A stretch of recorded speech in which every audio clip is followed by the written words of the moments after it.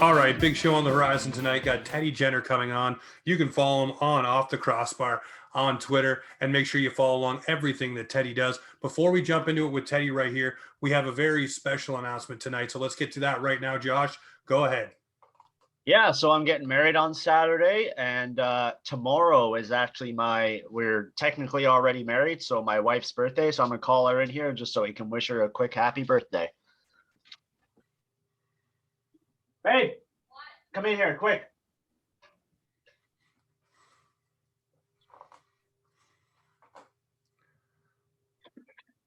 All the way in. So we just wanted to wish my beautiful wife a happy birthday. So if everybody could appreciate that. You said happy birthday. I know you can't hear it. So thank you. We just wanted to wish everybody a happy birthday. So we'll welcome the guest coming on next. But this is my wife. Do you have anything to say to everybody? Well, you just wished everybody a happy birthday. So happy birthday, everybody. All right, guys. That's awesome. All right. I hope she has a great one. All right. Thanks, everybody. Get Teddy in on this.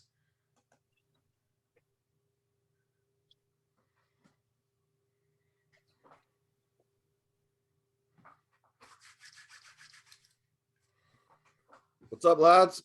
Teddy, what's up, buddy? I wish you didn't have that goddamn Maple Leafs thing behind you, but I'll accept it. Oh, here we go. Coming in swinging. Coming in hot. We're already recording. He's already firing shots. We were just wishing happy birthday to his wife, and now you're throwing shots at his flag. Fuck, buddy. Who's your team? I'm an Oilers guy through and through. Oh, for God's sakes. All right. But a guy that I grew up with is your new assistant coach. So, James, I'm resigning from the show. Listen, you know what? It's okay to be an Oilers fan. You can't really hate on the Oilers. They spin their tires so damn much. It's okay. Yeah, we're good. We're good. You got McDavid. It's something to cheer about at least. And you got Hyman now. Yeah, we do. And we got Dunky Keith, so that should be good. Hey, you know what? Hey, stabilize. Okay, hang on. Pause. Your argument for cheering for the Oilers is that you have Duncan Keith? No, that is not my argument for cheering for the Oilers. I'm just saying that's how much fun we're going to have is because now we have Duncan Keith.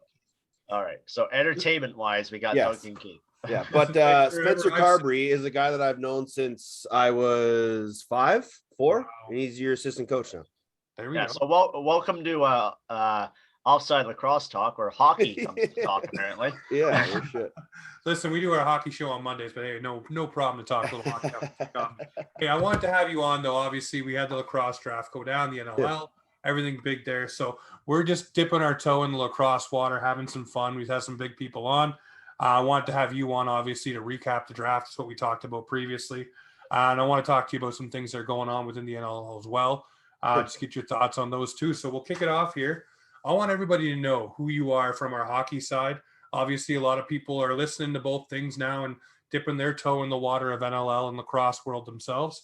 So who's Teddy Jenner and what does he do? I'm a Star Wars freak at heart. I'm a big golf guy, but I've played lacrosse ever since I was 3 years old. I had an older brother who was 7 years older than me. He was introduced to sport by family friends, and he got the bug. And as soon as I was born, I was pretty much hooked as well. So I was a Saanich Tiger here in Victoria growing up. It was always my dream to be a Victoria Shamrock. And eventually, once the pro game really started to come around, that was always an eventual dream of mine. And my brother got to experience it first. I got to see it firsthand following him around. And then once I got there, I was a first round draft pick in the 2001 draft by Rochester. Spent my first 2 years there. Then I went to Anaheim where we were 1-15. We were terrible. Went to Minnesota to start their first year with the program there. We were a lot better. And then the next year I went to Edmonton to start a brand new franchise there. And again, we were 1-15. And then I played one more year in Edmonton, and then concussions and lack of discipline and some other things just kind of kept me out of being in the league anymore. And as soon as that was done, I just instantly became a broadcaster, an analyst, and a writer. And I went to school for that. I've got an extra diploma for that. It's just something that I always knew I was going to do. I always knew that I wanted to to be on TV, be on radio, calling lacrosse games, teaching people about the sport, having fun, and just allowing the greatest game to have the greatest exposure. And the last few years have been awesome for me. I've been with the Colorado Mammoth for the last 4. Now I'm with the San Diego Seals, which is another great new market in our league. So, it's been a lot of fun. It's been a journey. There's been some highs and been some lows, but throughout it all, there's been so many amazing memories. And, I started my podcast 10 years ago. And now we have podcasts all across Canada and the US talking about lacrosse and the game of lacrosse, whether it's the indoor or the outdoor game, whether it's college or high school.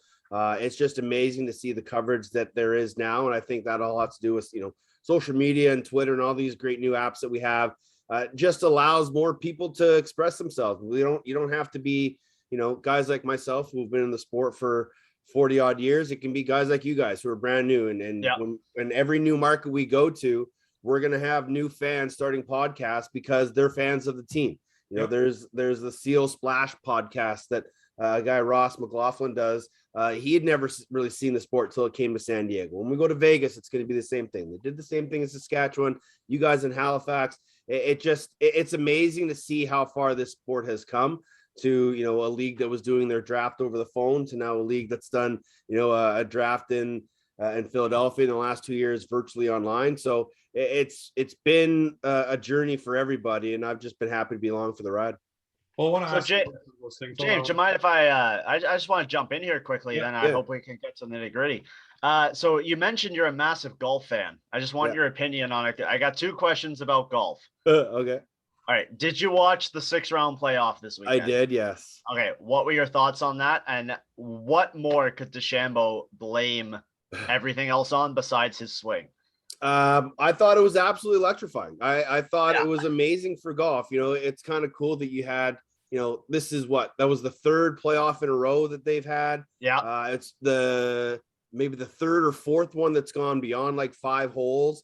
It's just the fact that there's fans back and these guys are just absolutely at the peak of their game. And it's coming down to just the most minuscule of errors. 2 weeks before it was the guy hitting it out of bounds on the first playoff hole that gave Tony Finau his win. This year, Bryce had a chance, but Patty Ice just kept on matching him putt for putt, shot for shot, didn't care. And that was my favorite part is Patrick Cantley after said, you know what? I just had to tell myself it doesn't matter that he's going to be 45 to 75 yards ahead of me off of every tee box. I just have to play my game, stay within myself, and do it works. And it ended up working out for him. But I thought it was absolutely phenomenal. Bryson aside, I think he's good for golf. I think he creates a natural enemy for fans. And you're either going to love him or hate him. It's the Tiger Phil era. You either loved him or you hated him. You didn't like what Tiger was doing for the golf. You loved what he was doing for golf. You didn't like that Phil had 2 drivers and 8 wedges, or you loved that he had that. So, I think Bryson brings a lot of this on his own. And he's just, he's a man full of muscle, but he's soft as a baby's diaper on the inside. And I think it's hurting his credibility. The whole, what they came out today, anyone who yells Brooksy at him is going to get banned from the courses and kicked off the course and all that stuff. Like that's what I wanted to ask you about. What do you think about that? Like the PGA there are other things. If you yell that, you're kicked out now. Like I think that's super dumb. If I was at the Canadian Open and he's there, I'm yelling Brooksy. I do not give and sorry, James, for the language. I do not give a fuck if they kick me out. You know what? My theory on that is, guys yell dumber things at a golf tournament than chirping Bryson DeChambeau. The mashed potatoes, the light the candle, the get in the hole, like all that stuff. Like that stuff to me is more annoying as a fan watching than having these guys kind of go at the players. But golf's kind of in their own circle, and they kind of have to do it's the sport that allows the fans to truly be the closest to its athletes. Maybe except like the Tour de France when you have people with signs running on the actual course and causing 100 people crashes. But, it's the Happy Gilmore thing, right? It's good for golf. You bring more young people into the game, but you'll turn a lot more away by doing things like that. Yeah, for sure. All right, let's get to some lacrosse. All right. All right. So I want to ask you, you talked about the draft, obviously. Doing the virtual draft this year, you were part of the coverage. How was that? Obviously, there was a time delay, a couple of things, jumping over each other. How did that all go down for you, and how did that feel? Obviously, you talk about wanting to be in broadcasting. There it is, but that time delay, no matter who you are, it messes with everybody. Yeah, and you know what? When you want to be in broadcasting, you have to be able to pivot on the fly, and you have to be able to make adjustments when you can. And yes, it absolutely sucked and was devastating for all those young men that we didn't have the draft in Buffalo, and they couldn't make a change to have it somewhere else so that it wasn't virtually. But we had to make a last-minute decision because of the times that we're in now. And from Joel Feld to Scott Z to Devin to Pat, Steven, Tabitha, myself, even Ashley Docking, pre-recording interviews, Joel Kate, our executive producer and director, like those guys did a phenomenal job. And when you are in that situation and you can't see the person that you're talking with other than on a little screen, and you have a producer in your ear and there's the time delay and you don't know who's going to talk, and then someone starts talking, you don't think they're talking, so you talk, and then all of a sudden you're talking, like, yeah, it's incredibly hard to do. I thought everybody did incredibly well. We were bound to have our hiccups. We were bound to have the technical glitches and the snafus.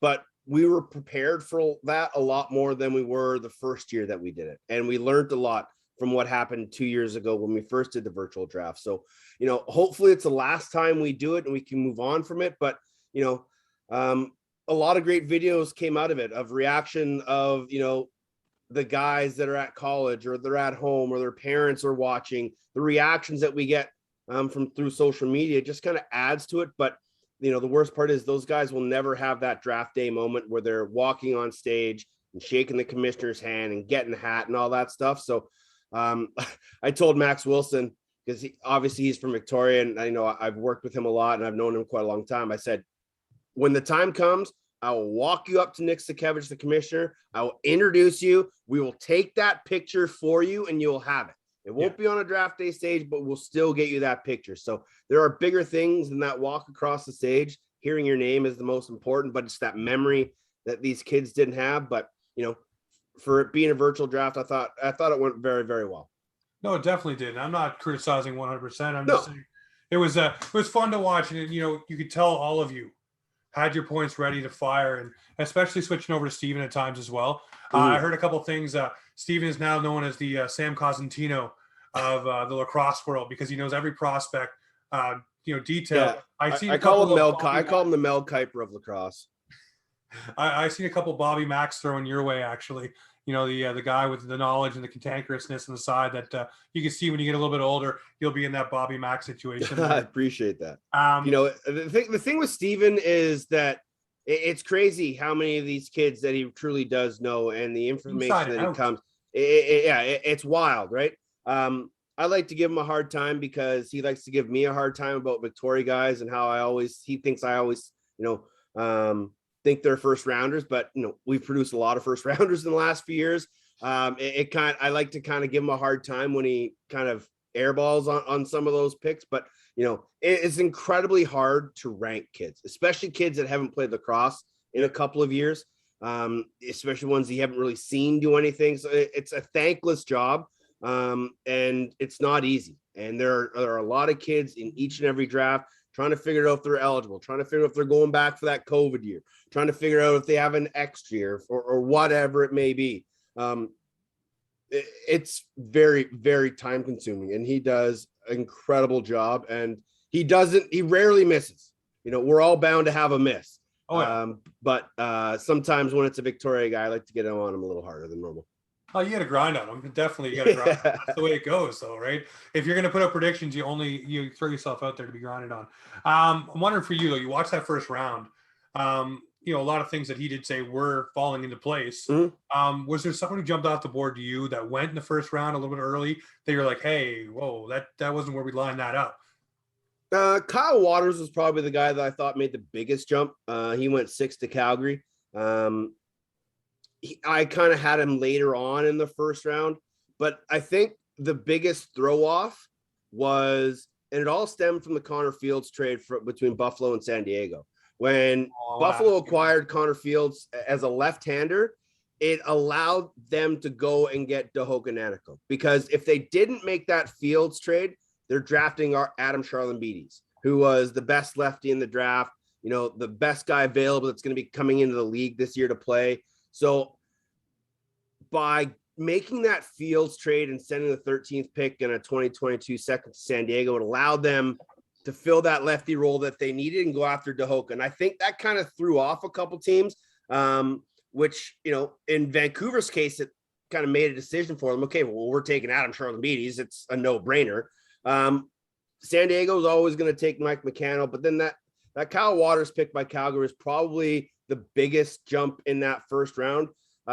Jacob Dunbar, San Diego at 13 was a bit of a jump for me as well, but they did need a right-handed forward, and he was probably one of the best available at that position. That to me is a bit of a stretch, but again, having not seen some of these kids play in a few years, you really don't know where their ceilings are, but I trust Pat Merrill and his staff. But overall, I think the first round kind of played out like we all thought it would. The biggest impact and important thing to remember about this draft class is that like 35 or so of these kids are all going back to school next year. Yeah, I'm gonna ask you. That's a huge amount of kids that aren't going to be in the league this year. So it's a very powerful draft in the first round and a half, 2 rounds, kind of dips off after that. But the amount of kids that aren't going to be playing and are going to be seen in this league in 2 years' time is quite large. I want to ask you one about that trade. Calgary getting that 10th pick.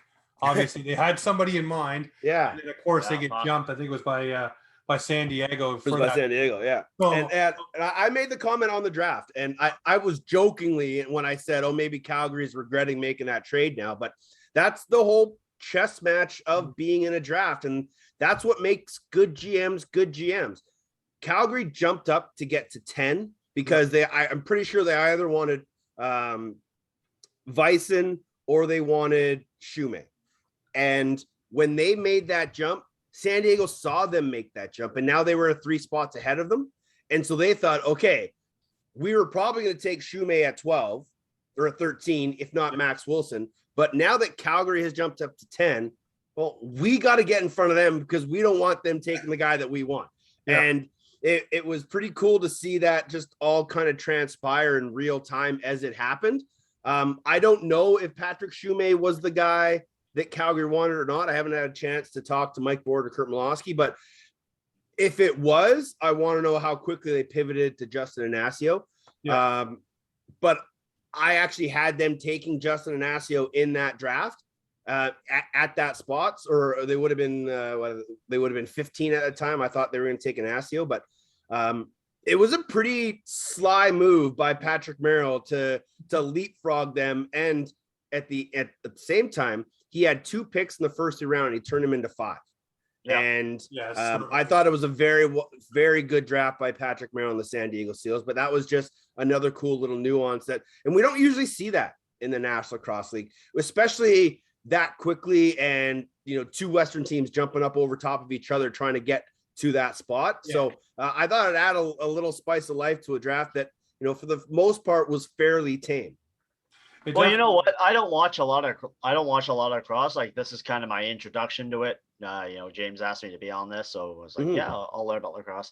And like watching this draft, I was like, holy shit, there's actually movement, there's drama, there's entertainment. So, I loved it. Like, I thought that whole, the whole trade thing and everything, everybody moving, I was like, that's phenomenal. So, that really added some research for me. Like, I looked into, okay, what are they doing here? Why are they doing this? So to go back to the Buffalo trade, if Buffalo doesn't make that trade with San Diego, they don't get Connor Field. So then they take Adam Charlambides, the lefty, leaving Dahoka Nanako still on the board at 4 for Vancouver. I have it on good account that the Halifax Thunderbirds had a tentative deal in place to jump up to number 4 so that they could get Dahoka. Wow. So Dan Richardson essentially had a few different trades depending on what player was going to be available at 4. And he had to decide if he wanted to accept that trade or just take the guy. The fact that Dahoka wasn't there, I think he was okay with taking Charlambides.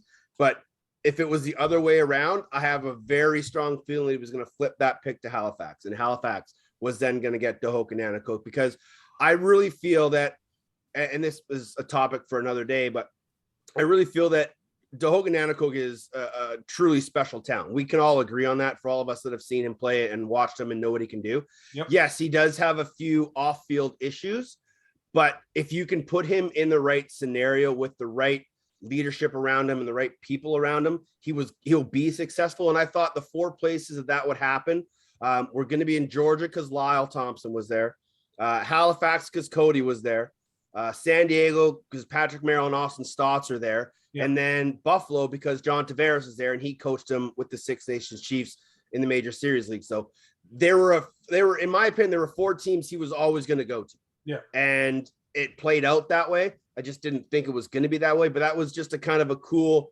we talked about the fireworks of the draft, and there probably could have been a lot more had Buffalo taken Charlene Beatties instead of Nanticoke. Oh, man. See, those things you hear after the draft or even after the trade deadline, it really gets your juices flowing because then you want to know, okay, what was in that package from Halifax going there to get that player? And it's like, I want to know now. I want to know. From what I had heard, and knowing Dan Richardson, he obviously wasn't just going to do it as a straight up flip. There were talks that Saskatchewan had offered 7 and 8, or there was a possible deal 4 for 7 and 8. That got turned down. But if the Halifax deal was going to go through, it was going to include multiple first round picks and a player. And Vancouver wasn't going to do. I talked to him and Dan Richardson said, in the years past, the thing that's put that Vancouver franchise behind was just shipping off first rounders for guys that didn't pay off. That's what he said. And deals that didn't work. And he said the same thing to you. He said the same thing to me. He said, if we're going to make that trade, we have to get a cash full of picks and a lot of good young players. And they had a tentative deal kind of on, in pencil in case it played out the way it did, but it didn't. We'll save those for another campfire. Yeah, exactly. I got 2 players. That's wild.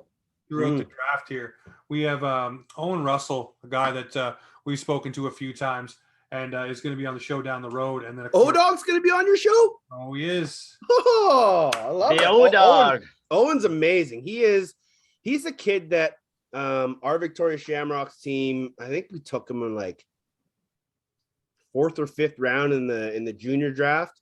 Should have been first round. It should have been. Yeah, he was a bit of an unknown prospect. We didn't really know what he was going to turn into. But since he's stepped into the junior ranks, all he has done is hit the gym every single day, get in the best shape he's ever been, and been one of our steadiest and most competent defenders in our organization. He is a very raw and he's kind of underrated. He kind of, he just plays steady, stay at home D, doesn't make a lot of mistakes, and he's just an absolutely phenomenal young man. I'm super excited for him, and you guys will have a great chat with him. He's a great guy. No, I can't wait to speak with him. And the other guy I want to ask you about, guy that we did have on, he's a champion here in the local area with the Junior A Bandits, is Jordan McKenna. Yeah. I want to ask you about him. Just get your thoughts about him and what you see in his game. I think the cool part about kids that are coming out of Halifax is that they haven't been exposed to, the Western style of lacrosse or even, the Ontario style of lacrosse that much. They just know what they know. And it's very simple and it's very basic, but it is, astute, and they are very systematic with what they do. And I think when you watch him play, you understand that he's a very blank canvas, and you can teach him and mold him to really do whatever you want and whatever you need from him. And what we've seen from, a lot of the other kids that come from these non-traditional hotbeds is that if you put them in the right situations with the right coaching, the right systems, they're all athletes. They're all phenomenal young athletes. But if you put them in the right situation, they're going to have success and they're going to succeed. And I really think he has a really strong future. If when he does get into camp, if he comes prepared, if he's physically fit, if he's mentally strong, and he comes ready to compete and battle and understand that it's going to be a grind, I think the future is really bright for him. And I think that will just be another body in the National Lacrosse League to come from the Maritimes and the East Coast and grown up in that, Nova Scotia lacrosse system. and just be kind of the next wave, because we're starting to see that. We're starting to see more kids from Saskatchewan and Manitoba and Alberta get drafted each and every year. We're starting to see more Americans drafted each and every year. With the growth of the Halifax Thunderbirds, that's just going to mean there's going to be more kids from the Eastern Maritimes that are going to love playing lacrosse, that are going to grow up on the Thunderbirds in the National Lacrosse League. They're going to want to be Cody Jamieson. They're going to want to be Graham Hossick. They're going to want to be Warren Hills. And that's just where the growth of our sport comes from, is once we get these non-traditional markets playing the game. And Jordan's just another example of a kid that loves to play lacrosse. And just like Drapes, you put an opportunity in front of them, and they're going to go for it full steam ahead, and they're not going to let you down. No, Brett Drake is an absolute beauty at that. Yeah, he'll probably win the MVP next year just because he Boom, just no social player right there, baby. he follows me on Twitter. He seems like a solid guy. He's playing like 5 minutes down the road now in Hamilton. So what a great guy overall, best lacrosse player ever. This was my first draft as a fan. Mm-hmm. Where would you rank this on other drafts? Is this the best one ever? Is this the worst one ever? Is this in between? Like, what would you say, you know, entertainment wise, information wise? Just I'd love to hear your opinion on that. Yeah, I think the best draft is still probably the 2015 draft. I think that was the best. That was the best of all time since you've mentioned it. Yeah. So, but you know, when you look at this draft, the talent is off the charts in the first, say, 24 picks. Right. After that, it kind of takes a bit of actually go first 2 rounds, first 2.5 rounds. Like, the talent is there. We talked about it. The number of kids that are going back to school will kind of not allow this draft class to see their full potential for a few more years. But, you know, when you look at Donville, Lanchbury, Nanacoke, Charlotte Beatties, McKenna, that top 5, I would put that top 5 against any other top 5 draftees in the National Lacrosse League over the past 20 years as one of the best top 5s our league's ever seen. Those guys are going to be absolute studs over the course of their careers. They're going to have long, storied careers as long as everybody stays healthy, knock on wood. But, you know, entertainment wise, you know, we had some trades, we had some, you know, team shuffling for positions. I thought that added to it. There was some prize picks, some surprise omissions. So I think that just adds to a really entertaining draft. You know, it probably would have been more entertaining had we all been in person, but in the grand scheme of things, I thought this was a very strong draft class. Right. So I like to hit the hard-hitting questions. I don't know if you can answer this one. What's the biggest regret of the draft? What do you think will turn out to be that way? A tough one to answer. Yeah, it is because, you know, I think Thomas Fison getting all the way to 14, some teams might rue. You know, Saskatchewan loves their defense. They're constantly retooling that back end. I thought taking 2 lefty D guys at 7 and 8 might have been a bit of a mistake by Derek Keenan, but I'm not really one to question the mastermind that is Jammer. Right. But I thought they could have used a lefty forward. I thought that might have been a spot they went. So I think that might be the one that kind of some teams might be scratching their head thinking, man, we should have gone with that guy. But I don't think there were too many real strong surprises. You know, even looking into the 4th and 5th round, there's not too many guys there that I thought should have been any higher than they are. And there's not too many guys that are lower than they already are. So, you know, the Asher Knowlting going to Colorado was a bit of a surprise, just because, and I don't know why I hadn't thought about it or why most of us didn't have him on our list, but he's a Denver kid. He had an absolutely unreal year with High Point. He might be a bit of a sleeper. That kid is just an absolute freak of an athlete. He's an absolutely huge body. He already has incredible stick skills at a box kind of frame. If he can pick up the game under Pat Coyle and Sean Williams in Colorado, I think he could be one of the real diamonds in this draft class. Right. Yeah. No. Like, and obviously, when I say biggest regret, like nobody knows like these days, right? Like, Yeah. especially with the draft. Like, Okay. Oh, actually, I got one for Yeah. you. I do have one for you. sure. I just want to. Before you answer, I just want to say like Niall Yakupov was taken first overall, and we all thought that was the greatest draft pick in the world, and then I didn't. look how that turned out. So Well played. we can judge your draft picks all you want. What the hell do we know? Okay, so the New York Riptide trading 2 first-rounders for Leo Sturos, which caused them to miss out on Ryan Lanchbury, is one, and Right. Rochester trading their first-round pick to get I can't think of his name. All right, come to me. Your name is boom. Didn't come. But whoever it was, them trading that pick to Buffalo. It just Matt Gilroy. There it was. When you are an expansion team, and this was what caused Vancouver so many problems over the years. When you are an expansion team or a young team that's struggling and you have first round picks, you have to be able to be content in using those picks and not try and trade them away for a guy that's had one good year or a guy that you or a hopeful future star. I just don't think Leo Sturos was worth 2 first-rounders, and that is going to hurt New York down the road because they could have added a Ryan Lanchbury or a Nanacoke or a Charlene Beatties to an already young and star-studded offense, and I think that was a bad decision.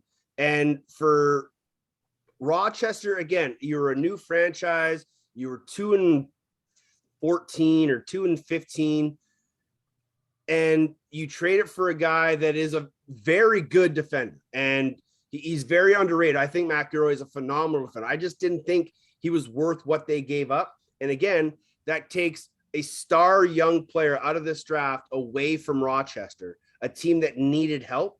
And I think it cost them because they only had 3 picks in the entire draft. And I think all 3 of their guys are going back to school next year. So they're going to get Ryan Smith because he was their first pick last year. But even the other guys that they drafted in their draft class last year, I don't think are going to make the big difference for them. And I feel, New York's the same way. They're going to get Jeff Teat. Yes, he's going to be all world and he's going to absolutely help them. But the rest of their draft class, a lot of those guys aren't going to be in their uniforms this year. So I think if there was a regret, it was those 2 teams making those 2 moves that cost them to miss out in the first round of this draft. Right.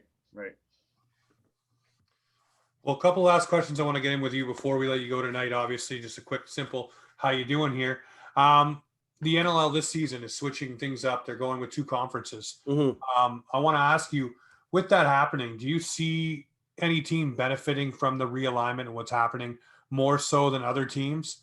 I look at Halifax and think they're going to come out guns a-blazing again. Mm-hmm. I think they made the moves to set themselves up to be where they were last year when things were rolling, and get back into that spot. But I'm wondering for you, is there a team that jumps off of these 2 conferences coming in? I actually think it does more hurt than it does good.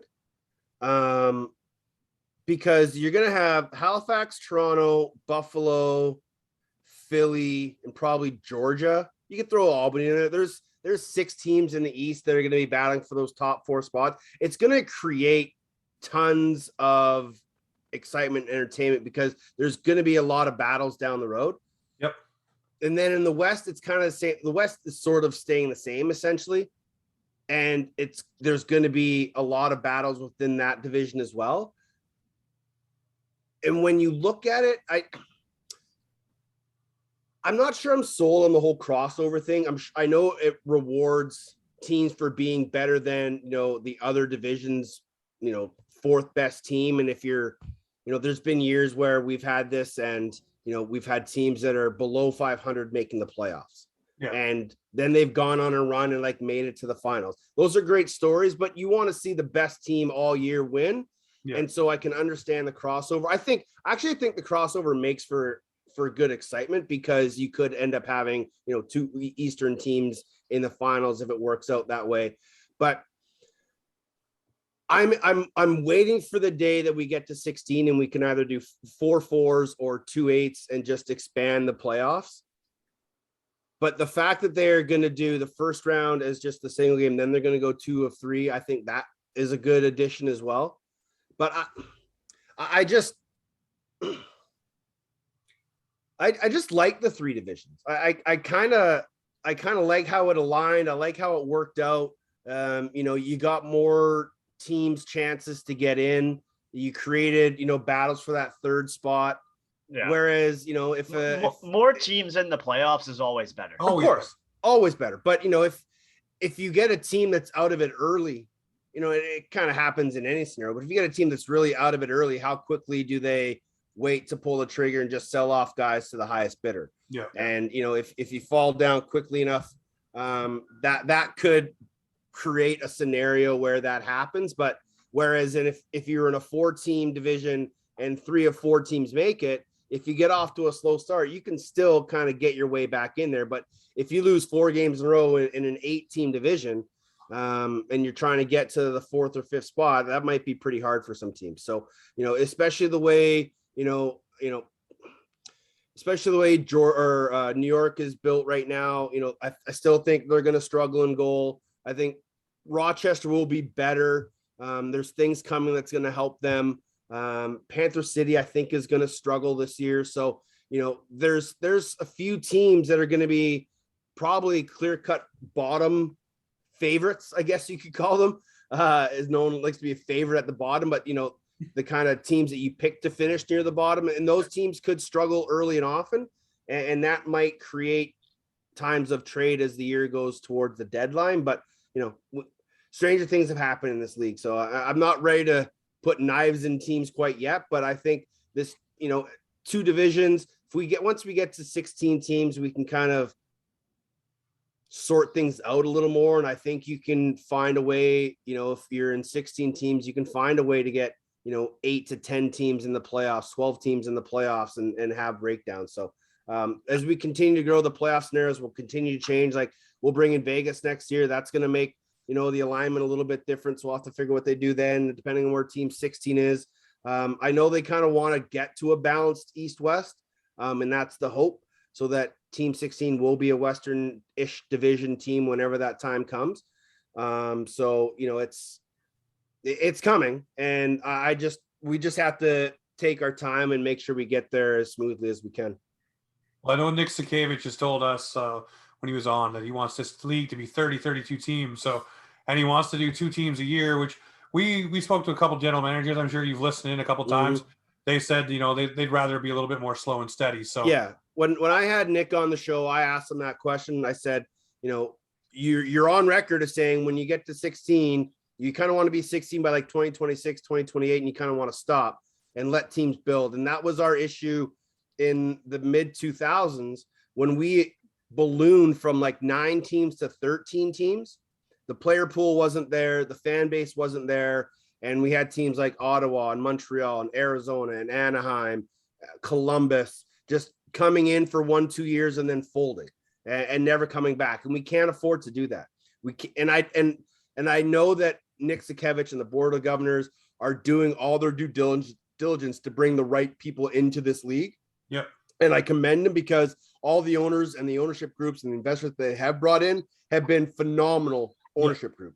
And I don't see these people, if they have 1 or 2 bad years, looking to pull the plug and bailing. But my biggest concern is the player pool and the goaltender player pool and the American player pool. And we have to continue to build those. And if we did that by getting to 16 teams and just kind of waiting 4 or 5 years, let those teams get secure in their foundation, let their fan bases build. You don't have teams losing guys to expansion every year, because that's hard on fans. It's hard on teams, sure. But it's hard on fans when, every single year you're losing a player off your team. It's right. No fun. And I think we need to kind of try and avoid that and let these teams build for a few years to create that familiarity and that rabidness in the fan base. Get to 16. You can get to 16 in the next 2-3 years and hold off till 2030 if you wanted to. I know they don't want to, but hold off for 4 or 5 years and really let this league grow, because you don't want to get to 20 and 25, and the product on the floor drops. Right. And then it All right, looks Teddy, sloppy. sorry, I gotta cut you off. We're almost out of time. Okay. Yeah, no, thanks for joining us I like today. to talk a lot. I know. We'll have you back on. We love it. Yeah.